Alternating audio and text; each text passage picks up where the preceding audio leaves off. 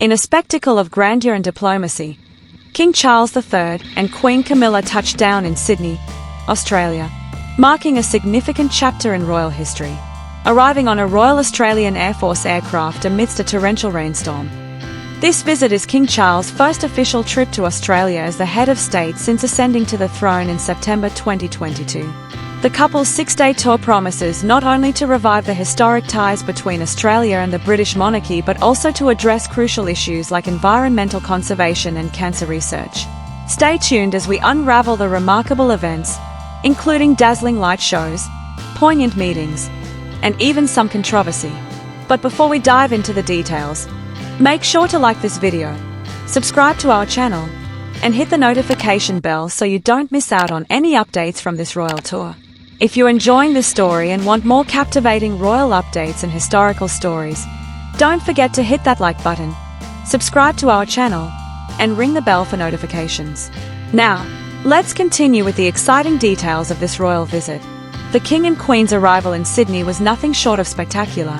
Their plane touched down just after a heavy downpour, and the Queen elegantly disembarked holding a chic umbrella, sporting a coat adorned with a brooch made from white and yellow diamonds. This particular brooch was more than just an accessory, it was a piece of history.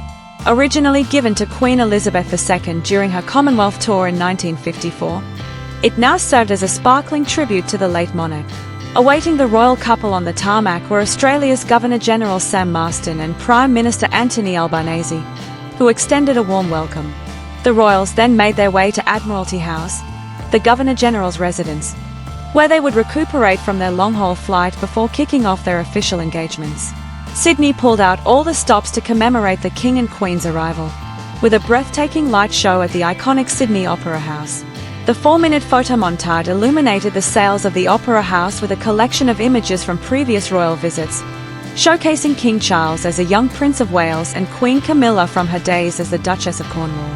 The visual spectacle was visible from around the harbour, drawing crowds despite the rain-soaked evening.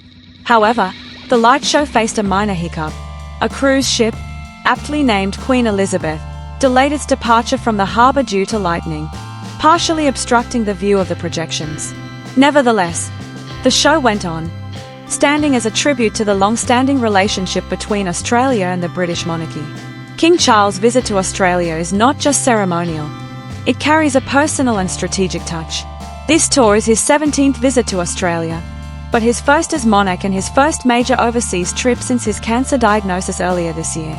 Due to medical advice, his itinerary has been adjusted to reduce stress, eliminating late-night engagements and formal state dinners. The King's cancer treatment will be paused during the 11-day tour that also includes a stop in Samoa for the Commonwealth Heads of Government meeting. Among the tour's significant events are meetings with Australia's leading scientists, Professors Georgina Long and Richard Scolyer, renowned for their groundbreaking research on melanoma. As skin cancer remains one of Australia's most common health concerns, the royal support for this cause resonates deeply with many Australians. Despite the warm reception from officials and admirers, not everyone in Australia is thrilled about the royal visit. Anti-monarchy demonstrations, led by Graham Smith of the UK organisation Republic, are planned in cities like Canberra and Sydney. The protests coincide with a growing Republican sentiment in Australia, which has been amplified by Prime Minister Anthony Albanese's long-held aim to hold a referendum on becoming a republic. While the plan was shelved after a recent referendum concerning Indigenous rights, the conversation about Australia's ties to the monarchy continues to gain momentum. Smith's criticism extends beyond Australia, calling for Commonwealth nations to reassess the true cost of the British monarchy, estimated at £500 million annually. The sovereign grant, which funds the official duties of the royal family, was revealed to be £86.3 million for the 2023-24 period, sparking debates about the financial burden on taxpayers in the Commonwealth. King Charles is not just a figurehead but also a passionate advocate for environmental sustainability. During the tour, he will highlight efforts to combat climate change and support ecological projects in Australia. His long-standing commitment to conservation aligns with Australia's environmental initiatives, making his message particularly impactful. The royal couple will also take part in a naval review in Sydney Harbour and attend a community barbecue in Western Sydney, a nod to Australia's vibrant culture.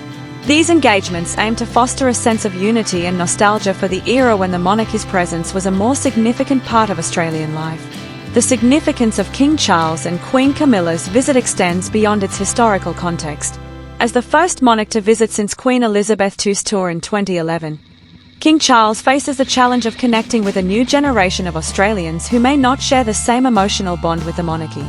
However, his tour is also a personal triumph, marking his resilience following a cancer diagnosis and demonstrating his commitment to his royal duties despite health setbacks. Their 6-day itinerary, which includes a meeting with the Australian of the Year awardees, attendance at a church service, and paying respects to Australia's fallen heroes in Canberra, is filled with symbolic gestures designed to strengthen diplomatic ties while addressing contemporary issues.